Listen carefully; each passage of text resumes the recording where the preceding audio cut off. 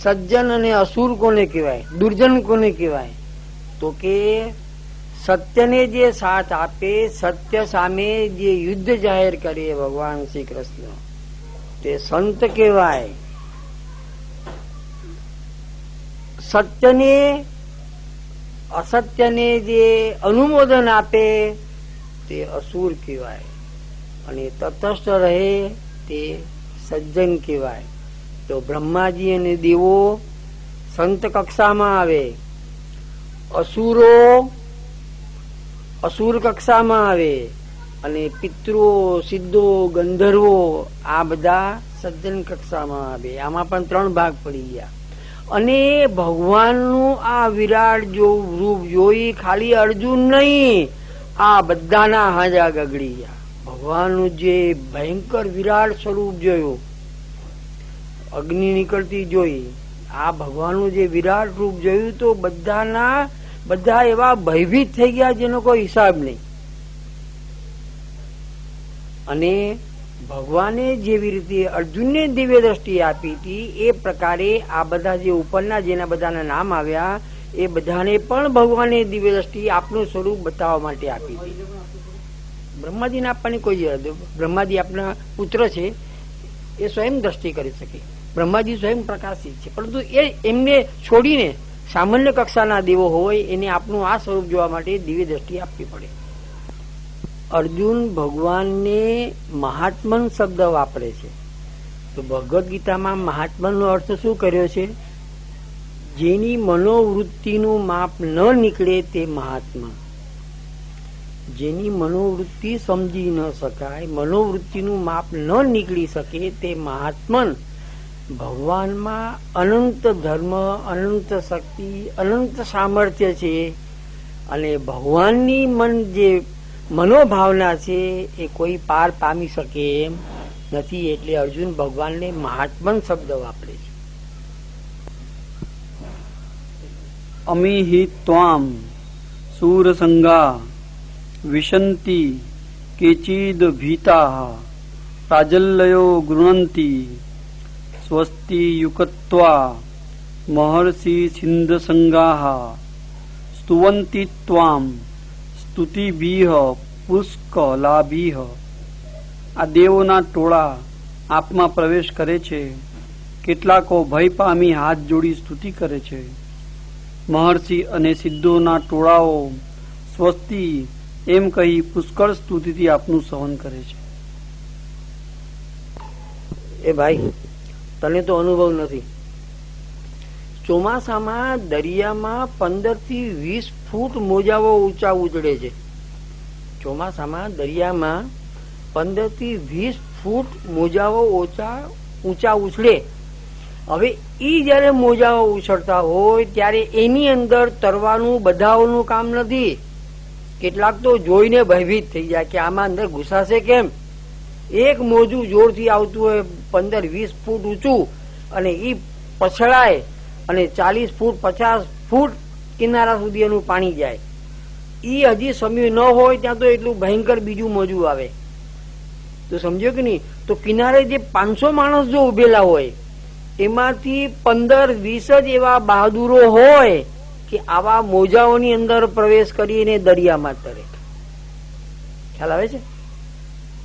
એ પ્રમાણે ભગવાનનું આ જે વિરાટ રૂપ જે ભગવાને ધારણ કર્યું હતું, તો એવા જે બહાદુર દેવો હતા, એ બહાદુર દેવો હસતા હસતા ભગવાનના આ વિરાટ અને ભયંકર સ્વરૂપમાં હસતા હસતા પ્રવેશ કરવા લાગ્યા. જેવી રીતે કિનારા ઉપર ભયંકર મોજાઓ ઉછળતા હોય, 500 માણસોમાંથી 15-20 જણા જ અંદર જઈને તરવા માટે હસતા હસતા અને આનંદ કરતા જાય. મેં તો જોયેલું છે દરિયા કિનારે. જો સમજો કે નહીં? બાકી બધા ભય પામી પાછા જતા રહે ને કેટલાક એમ થાય કે હા કેવું સુંદર દ્રશ્ય છે, જોઈને આનંદ માણો. જે 15-20 જણા જે અંદર ગયા તે બહાદુરો કહેવાય. એ પ્રમાણે ભગવાનનું આવું વિરાટ સ્વરૂપ જોઈ અને આપના મહાત્માને સમજવા વાળા અને એવા જે વીર બહાદુરો જે દેવો હતા એ બધા હસતા હસતા ભગવાનના શ્રીઅંગમાં પ્રવેશ કરવા લાગ્યા. તો સમજ્યું કે? અને બીજા સિદ્ધો અને ગંધર્વો સામાન્ય કક્ષાના હતા, ઋષિ મુનિઓ હતા. એ બધા ભગવાનને હાથ જોડી અને ભગવાનની સ્તુતિ કરવા લાગ્યા. પ્રવેશ કરવાની એમનામાં હિંમત નથી. આજે ભગવાને જે વિરાટ રૂપ ધારણ કર્યું તો ફક્ત એમને ત્યાં ઉભા ઉભા ભગવાનની સ્તુતિ કરી. અને મેં તને કીધું કે આવા જે દ્રઢ મનોબળ વાળા હતા એ હસા હસા ભગવાનના સિંહમાં પ્રવેશ કરવા લાગ્યા. જેમ ઓલા હિલોળામાં કેમ પછી તરે આરામથી લોકો 15-20 જણા અંદર ગયા હોય, લાડુ પાડતા જાય, હસતા જાય ને તરતા જાય. એવી રીતે એવા જે બળવાન હતા, જેનું દ્રઢ મનોબળ ભગવત કૃપા જેના ઉપર હતી, એ બધા ભગવાનમાં પ્રવેશ કર્યો અને અંદર ગયા પછી આનંદનો અનુભવ કરવા લાગ્યા. રુદ્રાદિત્યા વસવો યે ચ સાધ્યા વિશ્વેસ્વિનો મરુતશ્ચોસ્મપાશ્ચ ગંધર્વ યક્ષાસુર સિદ્ધ સંધા વિક્ષંતે ત્વામ વિસ્મિતાશ્ચેવ સર્વે. રુદ્રો, આદિત્યો, વસુઓ ને સર્વ સાધ્યો, 2 અશ્વિની કુમારો, મરુતો, પિતૃઓ, ગંધર્વો, યક્ષો, અસુરો અને સિદ્ધોના સમૂહો સર્વ વિસ્મિત થઈ આપના દર્શન કરે છે. રુદ્રો, આદિત્યો, વસુઓ અને સર્વે સાધ્યો, 2 અશ્વિની કુમારો, મરુતો, પિતૃઓ, ગંધર્વો અને યક્ષો, અસુરો અને સિદ્ધોના સમૂહો સર્વે વિસ્મિત થી આપના દર્શન કરે છે. રૂપમ મહતે બહુવક્ર નેત્રમ મહાબાહો બહુબાહુ રૂપાદમ બહુદરમ બહુદ્રષ્ટા કરાલમ દ્રષ્ટાવલોકાહ પ્રવ્યથિતાસ્તથાહમ. હે મહાબાહો, બહુ મુખ અને નેત્રવાળા, બહુ સાથળ અને ચરણવાળા, બહુ ઉદરવાળા અને ઘણી દાઢોથી વિકરાળ આપના મોટા રૂપને જોઈને લોકો તેમજ હું બહુ વ્યતીત થયા છીએ. ભાઈ અર્જુન ભય પામી અને ભગવાનને વિનંતી કરે છે કે આકાશને સ્પર્શ કરતું અને પ્રકાશમાન આપનું સ્વરૂપ જે છે અને પાછું અનેક રંગવાળું. હવે અનેક રંગવાળું કઈ રીતે થાય? ભગવાનનો તો વર્ણ કેવો છે? નવ ઘન શ્યામ વર્ણ છે, બરાબર. હવે અનેક રંગવાળું કઈ રીતે થયું? તો કે બધા દેવોના અલગ અલગ રંગ છે, વર્ણ બધા દેવોના અલગ અલગ છે. જો સમજો કે નહીં? તો ઠાકોરજીએ જેટલા સ્વરૂપ આપમાં જે હતા અને એમના જે અસલ રૂપ ને અસલ રંગ હતા એ અહીંયા ભગવાને ધારણ કરેલા છે. તુલસીજીનો લાલ રંગ છે, સમજો કે નહીં? બ્રહ્માજીનો શ્વેત વર્ણ છે, તેવો શ્વેત વર્ણ હોય. મહાદેવજી શ્વેત વર્ણના છે તો એવો શ્વેત વર્ણ હોય. જેનો ભગવાન નારાયણ ભગવાનનો નવઘન શ્યામ રંગ છે તો આદિત્ય વર્ણ પણ છે આપનો. એ પ્રકારે જે દેવનો જે વર્ણ હોય તે વર્ણ ભગવાને તે વખતે ધારણ કરેલો છે. એટલે અર્જુન કહે છે કે મને અલગ અલગ રંગો દેખાય છે અહીંયા. જેનું જે મુખારવિંદ હોય એ મુખારવિંદ ઓટોમેટિક આવી જાય.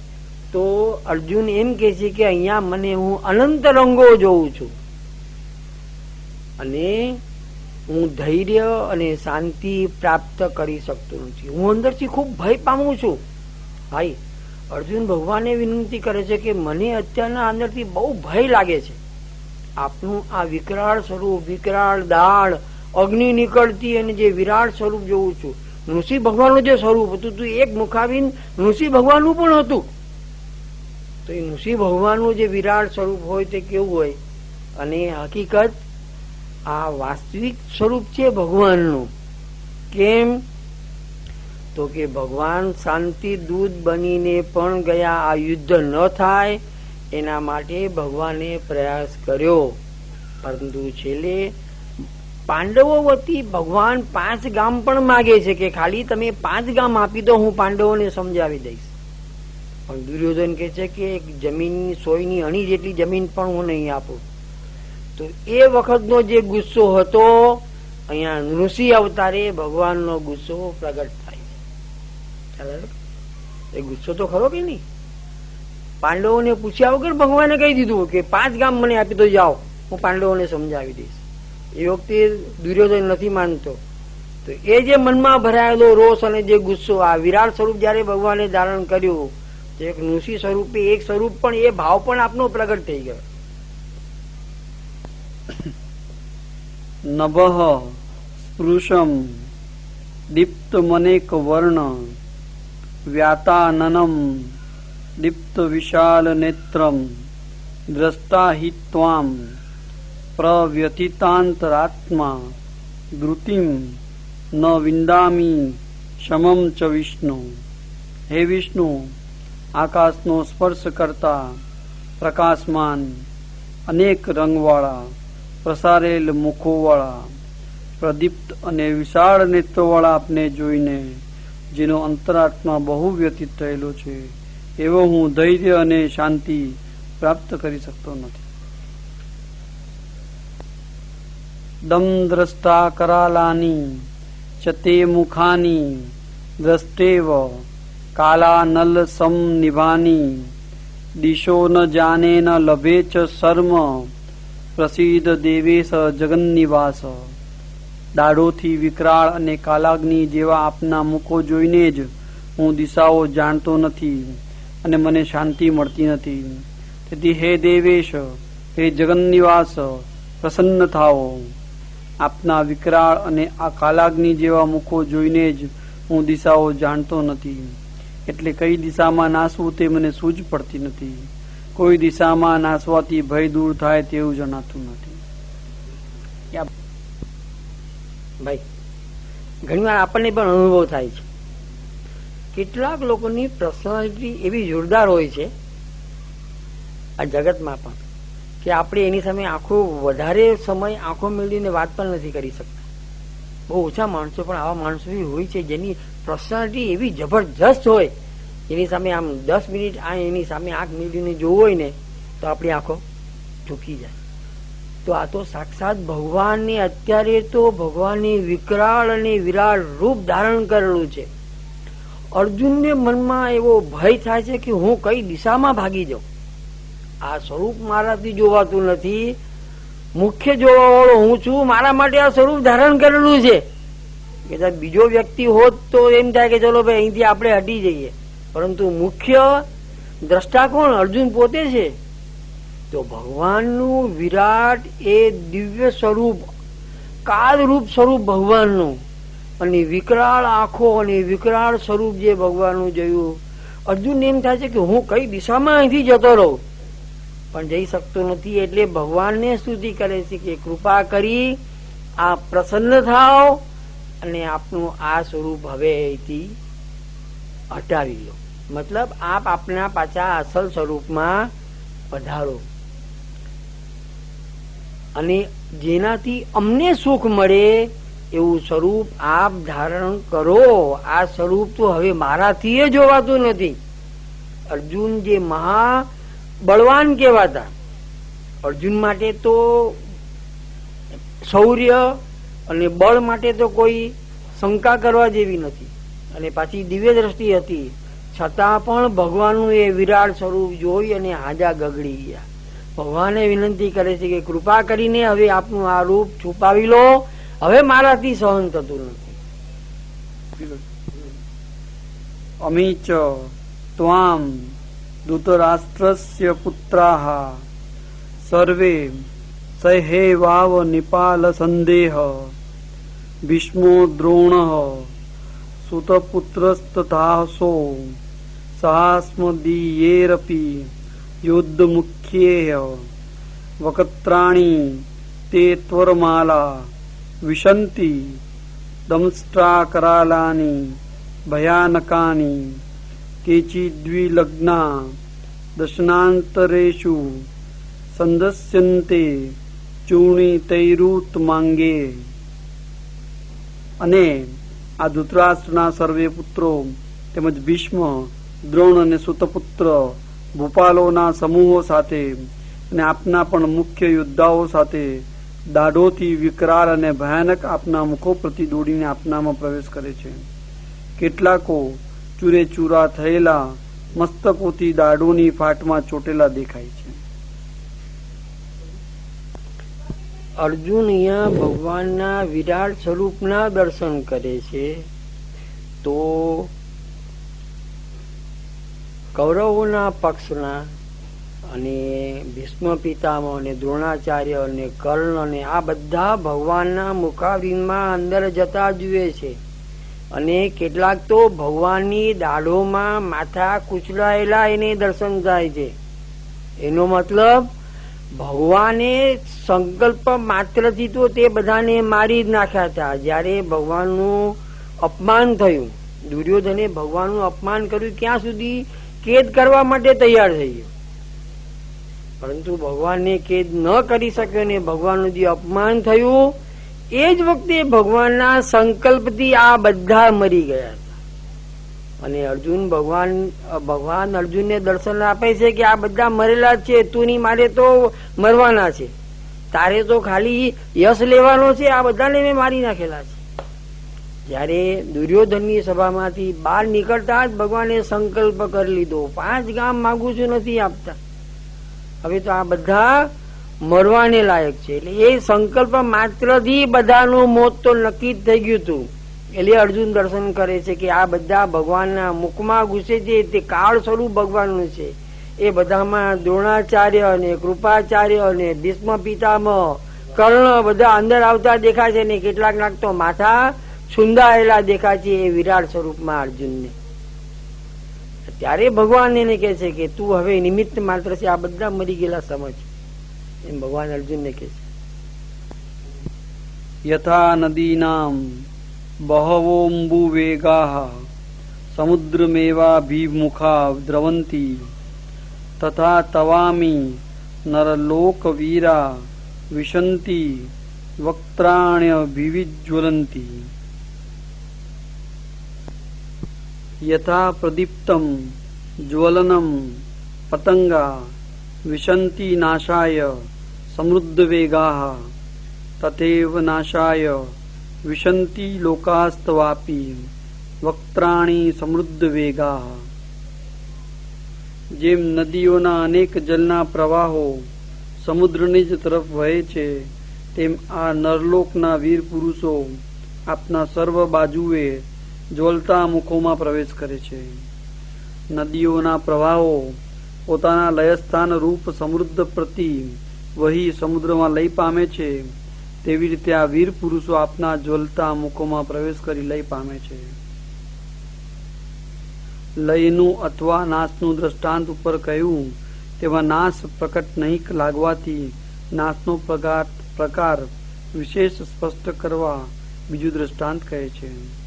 જેમ પતંગિયાઓ વધારે વેગવાળા થઈ પ્રજ્વલિત અગ્નિમાં પોતાના નાશ માટે પ્રવેશ કરે છે, તેમજ લોકો પણ વધારે વેગવાળા થઈ આપના મુખમાં પોતાના નાશ માટે પ્રવેશ કરે છે. જેવી રીતે નદી સમુદ્રને મળવા માટે દોટ મૂકે,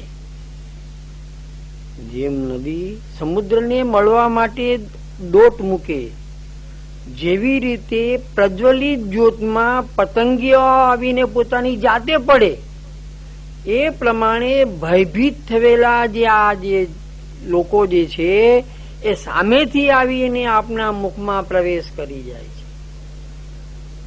એક સામાન્ય દ્રષ્ટાંત તને આપું, આવું કેટલીક વાર બને છે. ટ્રેન એકદમ ફાસ્ટ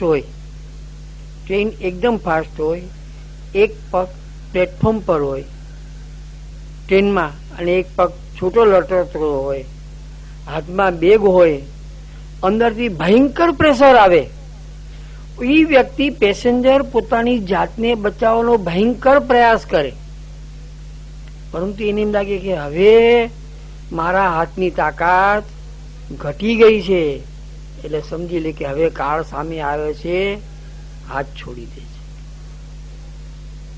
ખ્યાલ આવે તને? સામેથી હાથ છોડી દે છે. હવે બીજો કોઈ ઉપાય, અંદરથી એટલું પ્રેશર આવે માણસોનું, એક જ હાથથી હેન્ડલ પકડ્યું છે, એક હાથમાં બેગ છે ને આખો બાર લટકે છે, એ પ્રેશર જયારે ભયંકર આવે અને એ વખતે ગભરાયેલો વ્યક્તિ ઈરાદાપૂર્વક પોતાનો હાથ હેન્ડલ પરથી મૂકી દેશે. આ શું થયું? ઈચ્છાથી કાળને આધીન થઈ ગયો. એ પ્રમાણે અહીંયા આ બધા જે છે એ ભગવાનનું આ વિકરાળ મુખારબિંદ જોઈ હિંમત હારી ગયા, નાસીપાસ થઈ ગયા, અને સામેથી જેવી રીતે પતંગીઓ અગ્નિમાં આવીને પડે એમ બધા ભગવાનના મુખારબિંદમાં એની મેળાએ દાખલ થવા લાગ્યા. એ લોકો પોતાની નૈતિક હિંમત ખોઈ બેઠા અને ભગવાનના મુખારબિંદમાં બધા પેસવા લાગ્યા. ભગવાન અર્જુનને બતાવ્યું છે કે જો હવે તું કેવળ નિમિત્ત માત્ર છે, કરવાનું તો મેં કરી દીધું છે, નહીં કરે તો તને પાપ લાગશે, અને કરીશ તો તું નિમિત્ત બનીશ અને તને યશ પ્રાપ્ત થશે. મેં કરવાનું તો બધું કરી દીધું છે. આ બધા મારી દાઢમાં આવીને બેઠા છે. લેલી વ્યસે ગ્રહ સમાન સમંતા લોકાન સમગ્રાન વદનેવ જ્વલદભી તેજો ભીરાપૂર્ય જગત સમગ્રમ ભાસસ્તવોગ્રા હા પ્રતપંતી વિષ્ણુ. આપ જ્વલતા મુખોથી ચારે તરફથી સર્વ લોકોને ગળતા ચાટો છો. હે વિષ્ણુ, આપના ઉગ્ર તેજો પોતાની કાંતિથી સર્વ જગતને ભરી દઈ પ્રકાશે છે. આખ્યાહી મેકો ભવાનુગ્ર રૂપો નમોસ્તુ તે દેવવર પ્રસિદ્ધ વિજ્ઞાતુ મિચ્છામી ભવંતમાદ્યમ નહીં પ્રજાનામી તવ પ્રવૃત્તિમ. ઉગ્ર રૂપવાળા આપ કોણ તે મને કહો. હે દેવવર, આપને નમસ્કાર હો. આપ પ્રસન્ન થાઓ. આદ્ય પુરુષ, આપને જાણવા ઈચ્છું છું, કારણ કે આપની પ્રવૃત્તિ હું જાણતો નથી. ઉગ્ર રૂપવાળા આપ કોણ તે મને કહો. હે દેવવર, આપને નમસ્કાર હો. આપને નમસ્કાર હો. આપને નમસ્કાર હો. આપ પ્રસન્ન થાઓ. આદ્ય પુરુષ, આપને જાણવા ઈચ્છું છું, કારણ કે આપની પ્રવૃત્તિ હું જાણતો નથી. જ્યારે ભગવાને હિરણ્યકશ્યપને માર્યો એ વખતે ભગવાનનું જે નૃસિંહ રૂપ જે ભગવાને ધારણ કર્યું હતું અને જે ક્રોધ ભગવાનમાં વ્યાપ્યો હતો, હિરણ્યકશ્યપના આંતરડા બહાર ખેંચી કાઢ્યા પેટ ચીરીને, છતાં પણ ભગવાનનો ક્રોધ શાંત થયો નહીં. ત્યારે બ્રહ્માજી ભગવાનની સમીપ જઈ ન શક્યા, લક્ષ્મીજી ભગવાનની સમીપ જઈ ન શક્યા, પછી પ્રહલાદજીને ભગવાનની સમીપ મોકલ્યા. પ્રહલાદજીને જોતાની સાથે ભગવાનનો ક્રોધ શાંત થઈ ગયો. પ્રહલાદજીને પોતાની ગોદમાં બેસાડ્યા અને એને જીભથી ચાટવા લાગ્યા. જો પ્રહલાદ બ્રહ્માજી અને લક્ષ્મીજી જેવા તો એ વિરાટ સ્વરૂપની પાસે ન જઈ શકાય. એ તો એક જ સ્વરૂપ હતું ભગવાનનું, નૃસિંહ ભગવાનનું, છતાં લક્ષ્મીજી અને બ્રહ્માજી એ સ્વરૂપ પાસે ન જઈ શક્યા. તો એના કરતા તો અનંત ઘણું વિરાટ સ્વરૂપ ભગવાને અત્યારે ધારણ કરેલું છે. એટલે અર્જુન ભગવાનને વિનંતી કરે છે કે આપ અનાદિ છો, આપનું આ સ્વરૂપ અને આપની લીલા મારા સમજમાં આવતી નથી. હજી તો આ બધા જીવતા છે, આપની પ્રવૃત્તિ કેવી છે? હજી તો આ બધા જીવતા તે યુદ્ધનો આરંભ થયો નથી. બધા મારી સામે જોઉં છું અને બધાને આપની દાઢમાં ચોટેલા જોઉં છું. તો આપની પ્રવૃત્તિ કયા પ્રકારની એ મને સમજ પડતી નથી. એમ અર્જુન ભગવાનને વિનંતી કરે છે. ભગવાનને વિનંતી કરે છે, મારા સમજમાં આવતી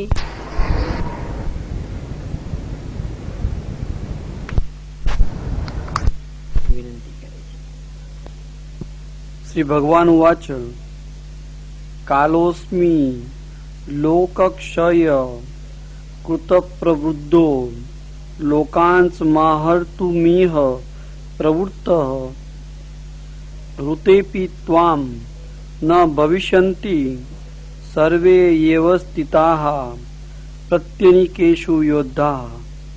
હું લોકોનો ક્ષય કરનાર વૃદ્ધિ પામેલો કાળ છું. લોકોનો સંહાર કરવા અહીં પ્રવૃત્ત થયેલો છું. દરેક સૈન્યમાં જે યોદ્ધાઓ ઉભેલા છે તે સર્વે તારા વિના પણ રહેવાના નથી. એ પ્રમાણે અર્જુને પ્રાર્થના કરી ત્યારે ભગવાન તેને અહીંથી 3 શ્લોકથી ઉત્તર આપે છે. હું ક્ષર, કાલ, કર્મ અને સ્વભાવ એવા 4 પ્રકારના ભેદથી કાલરૂપ પ્રગટ થયો છું.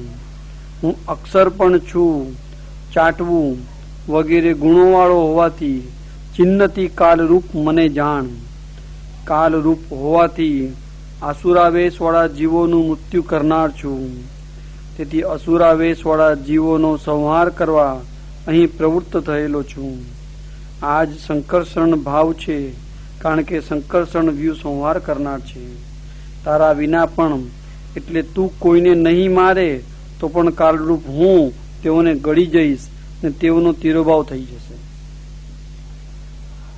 તસ્માત્વ મુતિષ્ઠ યશો લભસ્વ જીત્વા શત્રુન ભુષ્વ રાજ્યમ સમૃદ્ધમ મયે વૈતે નિહતાઃ પૂર્વમેવ નિમિત્ત માત્રમ ભવ સવ્યસાચીન. તેથી તું ઉઠ, યશ પ્રાપ્ત કર, શત્રુઓને જીતી સમૃદ્ધિવાળું રાજ્ય ભોગવ. પ્રથમથી જ મેં જ આમને મારેલા છે. હે સવ્યસાચીન, તું નિમિત્ત માત્ર થા. હે સવ્યસાચીન એટલે ડાબા હાથથી બાણ ફેંકનાર. આ સર્વે યોદ્ધાઓને કાલરૂપ મેં જ મારેલા છે. તારે માત્ર નિમિત્ત થઈ યશ પ્રાપ્ત કરવાનો છે. તેથી ઉઠ ને શત્રુઓને મારી સમૃદ્ધિવાળું રાજ્ય ભોગવ.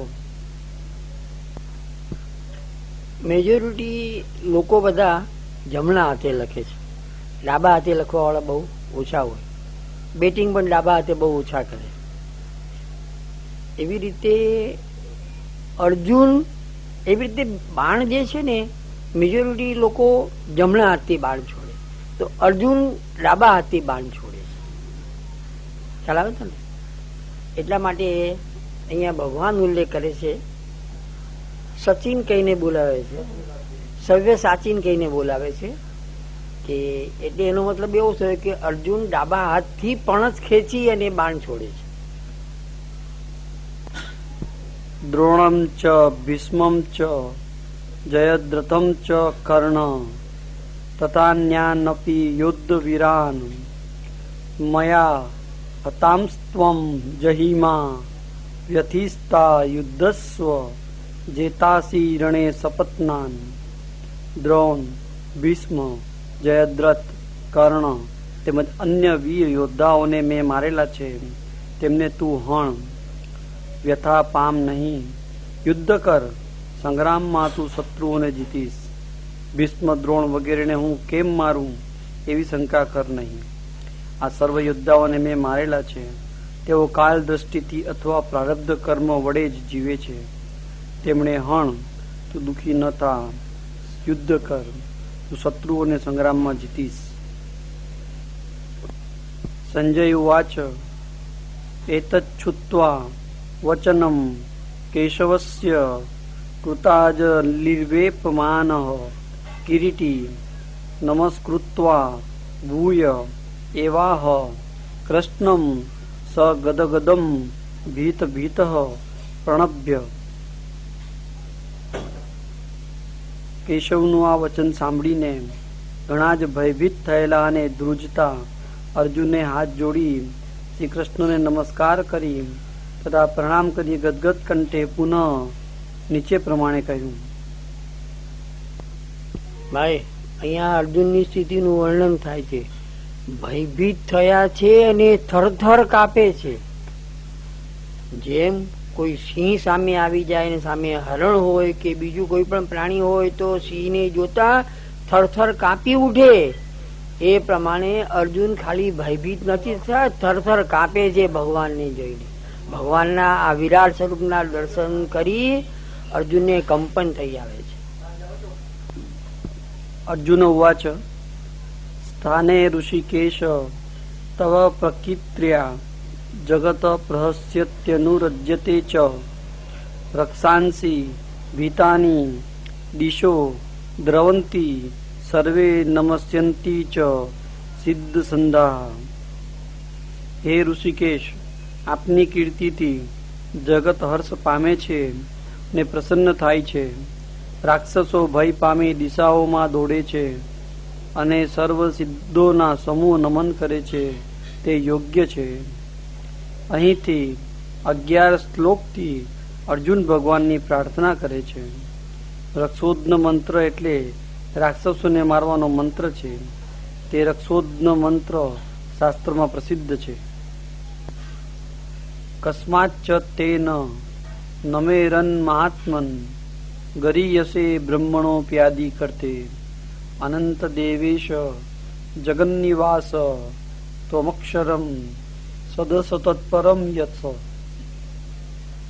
હે મહાત્મન, બ્રહ્માથી પણ મોટા આદિ કરતા આપને તેવો કેમ ન નમે? હે અનંત, હે દેવોના ઈશ, હે જગન્નિવાસ, આપ અક્ષર છો, સત છો, અસત છો અને જે પર છે તે છો. આપ વિરુદ્ધ સર્વ ધર્મના આશ્રય હોવાથી સત છો ને અસત પણ છો. જે પર કારણ એટલે પુરુષોત્તમ છે તે પણ આપ છો. ભગવાનને સત પણ કીધા અને અસત પણ કીધા. સત એટલે જળ જગત, પૃથ્વી, જલ, તેજ, વાયુ, આકાશ, તે સત. અને અસત એટલે ચેતન ધર્મ, ચેતન આત્મા જે ભગવાન છે એ પણ આપ છો. એટલે સત અને અસત બંને આપ છો. તને ખ્યાલ આવે? સચ્ચિદાનંદ ભગવાનને કહેવા માંગે. સચિત અને આનંદ ત્રણેય જેનામાં હોય તે સચ્ચિદાનંદ કહેવાય. તો સત કેતા જળ જગત, ચિત્ત કેતા ચેતન જગત અને આનંદ. આનંદ એટલે ભગવાનમાં 6 ધર્મ છે: ઐશ્વર્ય, વીર્ય, યશ, શ્રી, જ્ઞાન અને વૈરાગ્ય. આ 6 ધર્મ એમ મળીને સચ્ચિદાનંદ થાય. ભગવાનને વિરુદ્ધ ધર્માશ્રયી કહેલા છે. જે અર્જુને દર્શન કર્યા તો ભગવાનને વિરુદ્ધ ધર્માશ્રયી કયા. ભગવાનમાં ચંદ્ર પણ દેખાય છે, સૂર્ય પણ દેખાય છે, બધા ઇતર દેવો દેખાય છે, ઋષિ ભગવાન દેખાય છે, તો બ્રહ્માજી પણ દેખાય છે, બધા દેવો દેખાય છે. અણુમાં અણુ આપ છે તો વિરાટમાં વિરાટ આપ છે, ઠંડામાં ઠંડા આપ છે તો ગરમમાં ગરમ આપ છે. મને હમણાં એક વિચાર આવે છે ઘણા વખતથી, વિરુદ્ધ ધર્માશ્રય ભગવાનનો કેવો છે એ તને સમજાવું. દરેકે દરેક પ્રાણી માત્ર જે છે એ બધા જન્મે છે તો એનો વિકાસ ક્યાં થાય છે? માના પેટમાં. પશુ હોય, પંખી હોય, મનુષ્ય હોય, કોઈ પણ હોય, બધાનો વિકાસ ક્યાં થાય છે? માદાના પેટની અંદર ગર્ભમાં બાળકનો વિકાસ થાય. પછી પશુ હોય, પંખી હોય, મનુષ્ય હોય કે કોઈ પણ હોય. એ જ ભગવાનનો વિરુદ્ધ ધર્માશ્રય. જો ઝાડ ઉપર ફળનો વિકાસ બહાર થાય છે, હવાની અંદર. આપણે ફળનો વિકાસ જ છે કે નહીં? ફળ શરૂઆતમાં નાનું ટેટા જેવડું હોય, પછી મોટું થાય, ધીરે ધીરે મોટું થાય, મોટું થાય કરતા કરતા અનાનસ બને. અનાનસ કેવડું મોટું હોય, કલિંગર કેટલું મોટું બને છે. એનો વિકાસ ક્યાં થયો? હવામાં બહાર થયો. એ પણ ફળ જ છે ને. તો આ પણ એક પ્રકારનું ફળ જ કહેવાય ને. મનુષ્ય કે પ્રાણી સૃષ્ટિ જે જન્મ લે છે એ શું છે? એ પણ ફળ છે ને. એનો વિકાસ ગર્ભની અંદર.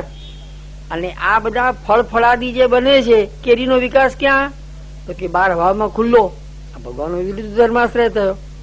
ખ્યાલ આવે છે ને હું મારે તને શું કહેવા માંગુ છું? પ્રાણી માત્રનો વિકાસ માના ઉદરમાં થાય છે ને બાળક તૈયાર થાય પછી એનો જન્મ થાય. એ જ ભગવાનનો વિરુદ્ધ ધર્માશ્રય. કેરી આંબા ઉપર છૂટી, આકાશ પર છૂટી લટકે અને એમાં એનો વિકાસ થાય. આ વિરુદ્ધ ધર્માશ્રય.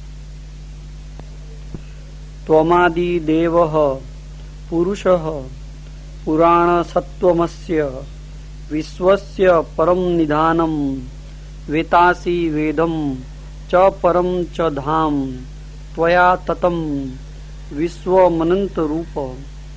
આપ આદિ દેવ છો, પુરાણ પુરુષ છો. આપ આ વિશ્વનું પરમ નિધાન છો.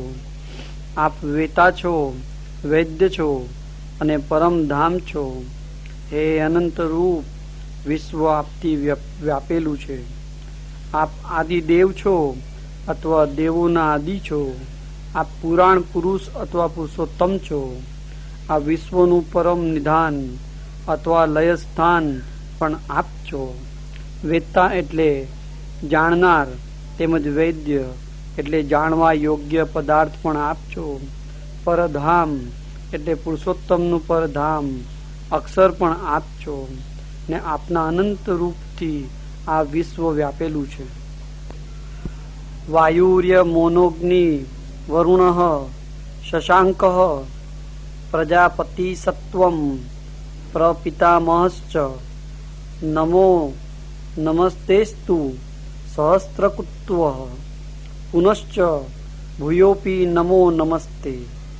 આપ વાયુ છો, યમ છો, અગ્નિ છો, વરુણ છો, ચંદ્ર છો, પ્રજાપતિ આપ છો ને પ્રપિતામહ આપ છો.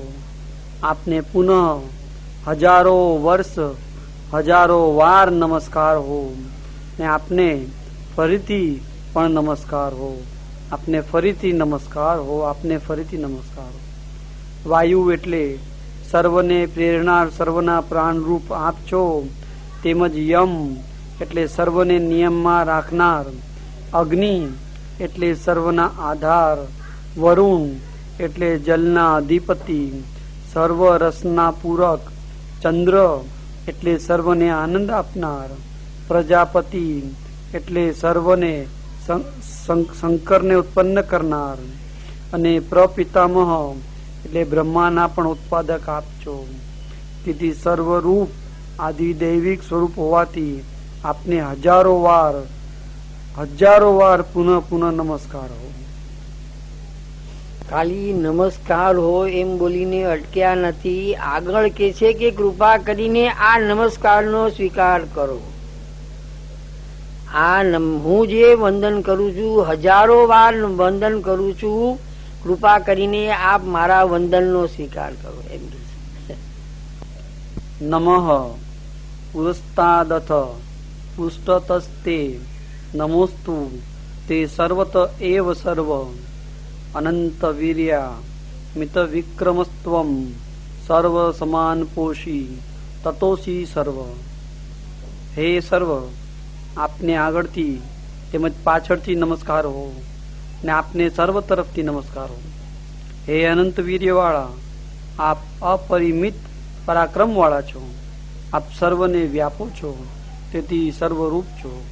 હે સર્વ એટલે સર્વરૂપ, આપને સર્વ બાજુએથી નમસ્કાર હો. આપને નમસ્કાર કરવા સિવાય બીજું કાંઈ કરવું શક્ય નથી. આપ એક હોવા છતાં સર્વરૂપ વાળા હોવાથી અનંત વીર્યવાળા છો. આપનું પરાક્રમ પણ અપરિમિત અથવા અસીમ છે, નિસીમ છે. આપ સર્વને વ્યાપો છો, અર્થાત જુદા જુદા રૂપથી પદાર્થ માત્ર થઈ સર્વરૂપ થાઓ છો. તેથી આપ સર્વરૂપ છો. આપ સર્વરૂપ છો. આ જ જ્ઞાનની પરાકાષ્ઠા છે. ભાગવતમાં આવી ગયું કે જ્ઞાનની પરાકાષ્ઠા કોને કહેવાય? તો કે આ જગતના પ્રાણી માત્રમાં ભગવાનના દર્શન થાય તે જ્ઞાનની પરાકાષ્ઠા. અત્યારે અર્જુન એ સ્ટેજ પર બેઠેલા છે. પ્રાણી માત્ર જગતમાં આપ એ રૂપે થયેલા છો. હાથી રૂપે આપ થયેલા છો, ઘોડા રૂપે આપ થયેલા છો, કીડી રૂપે આપ થયેલા છો, મનુષ્ય રૂપે આપ છો, પ્રાણી રૂપે આપ છો. આ સંપૂર્ણ જગત આપનાથી વ્યાપેલું છે. જે પ્રાકૃતિક જે છે, પૃથ્વી જલ તેજ વાયુ આકાશ, એ પણ આપનું સ્વરૂપ છે.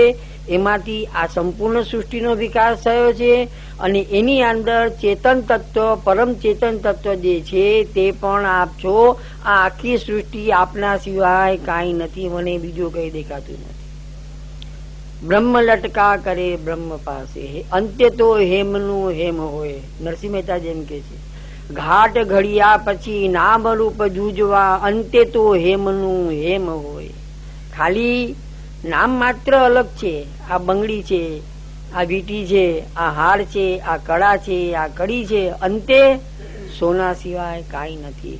એવી રીતે આ સંપૂર્ણ જગત ભગવાન સિવાય કાંઈ નથી. અર્જુનને અત્યારે એ પ્રકારના ભગવાન દર્શન આપે છે કે મારા સિવાય જો આખી સૃષ્ટિમાં કાંઈ નથી. સખેતી મત્વા પ્રસભમ યદુક્તમ હે કૃષ્ણ હે યાદવ હે સખેતી અજાનતા મહિમાનમ તવેદમ મયા પ્રમાદા પ્રણયેન વાપી યચ્ચાવાહ સાર્થ મસત્કૃતોસી વિહાર શય્યાસન ભોજનેષુ એકો તવાપ્યચ્યુત તત્ સમક્ષમ તદક્ષામયે ત્વામહમ પ્રમેયમ. હે અચ્યુત, આપનો આ મહિમા નહીં જાણવાથી મેં આપને સખા જાણી પ્રમાદને લીધે અથવા પ્રણયથી વગર વિચારે હે કૃષ્ણ હે યાદવ હે સખા એમ જે કહેલું છે તથા વિહાર શૈયા આસન અને ભોજનમાં એકાંતમાં અથવા તેઓની સખાઓની સમક્ષ વિનોદ માટે જે આપનો અનાદર કરેલો છે તેના પ્રમેય આપની પાસે હું ક્ષમા યાચું છું. આપના અલૌકિક મહાત્મ્ય વગેરે નહીં જાણવાથી મેં આપને સામાન્ય પુરુષ જાણી જે કાંઈ કહેલું છે તેની તથા વિહાર શૈયા વગેરેમાં આપનો જે અનાદર કરેલો છે તેની હું ક્ષમા માંગુ છું. તેની હું ક્ષમા માંગુ. ભાઈ, વસુદેવજી અને કુંતાજી બંને ભાઈ બહેન છે. વસુદેવજી અને કુંતાજી બંને ભાઈ બહેન છે. એટલે ભગવાન અને અર્જુન મામા ફઈના બે ભાઈ છે. સમાન વય છે એટલે ભાઈ સાથે મિત્ર છે. હવે જયારે આ વિરાટ સ્વરૂપના ભગવાનના દર્શન કર્યા એટલે પછી અર્જુન ભગવાનની ક્ષમા માગે છે કે આપના અલૌકિક મહાત્માને હું જાણતો નહોતો. હું તો મામાના દીકરા ભાઈ સમજતો હતો અને મારા મિત્ર સમજતો હતો. એ વખતે મેં વિહાર એટલે સાથે હરવા ફરવામાં, સૈયા એટલે એક પથારીમાં બે જણા સાથે સુઈ જતા. એકના ઉપર એકનો હાથ પડે, એકના ઉપર એકનો પગ પડે, એકબીજા હસી વિનોદ કરે. વિહાર સૈયા આસન, એક આસન ઉપર બે જણા બેસે, આસન ઉપર બેસવા જાય પાછળથી ખેંચી લે, એક મિત્ર જેમ કરે એ પ્રકારે બંનેનો વ્યવહાર. વિહાર સૈયા આસન ને ભોજન એકની થાળીમાંથી બીજો લઈ લે. તો અર્જુન કહે છે કે મેં અજ્ઞાનતાથી આપના આ દિવ્ય અલૌકિક સ્વરૂપને હું જાણતો નહોતો.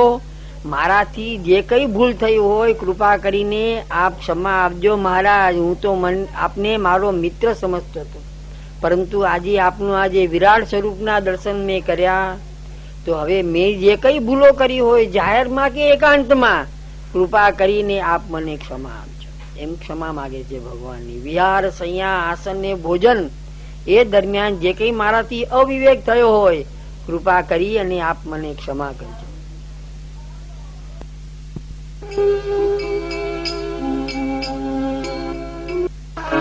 જળઈન ચરણ કેરો ભરોસો, જળઈન ચરણ કેરો શ્રી વલ્લભનક ચંદ્ર ચટાવીન સબ જુગ માજનેરો ભરોસો, જળઈન ચરણ કેરો સાધન और नहीं आकली में जासू हो तनिवेरो, सूर का कय द्विविध आंधरो बिना मोल को चेरो भरोસો, જળઈન ચરણ કેરો ભરોસો, જળઈન ચરણ કેરો ભરોસો, ચરણ કેરો. गिरिराधरण की जय, सिद्धि महाराज की છે